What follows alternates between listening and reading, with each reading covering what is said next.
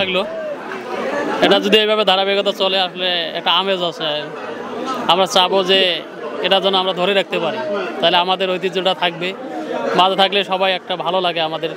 এটা অনেক বছর পরে দেখলাম, আমি প্রায় 3 বছর পরে দেখলাম।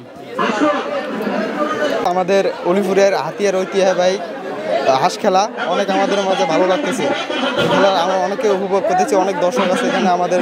আজকে আমার জীবনে আজকেই শুধুমাত্র দেখা খেলা মোটামুটি আমার কাছে খুব ভালো লাগলো। আমাদের এই গ্রামে প্রথম হাতিয়া প্রবেশ সরকারি প্রাথমিক বিদ্যালয় মণ্ডলপাড়ার পাশে খেলাটা পুকুরে, এই খেলা প্রথম আমাদের মনে হলো খেলাটা খুব ভালো লাগলো।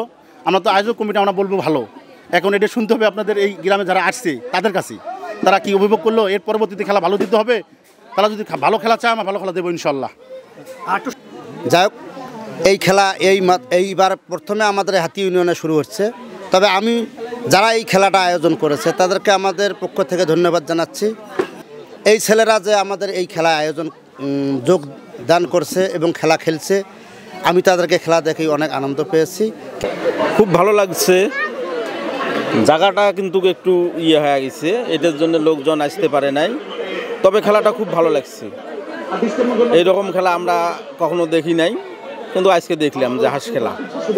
মনে করো এটা আবারও অন্য অন্য জায়গায় এরকমভাবে হোক, আমরা দেখতে পারি, সবাই আনন্দ পাক, খুব ভালো লাগছে আর কি।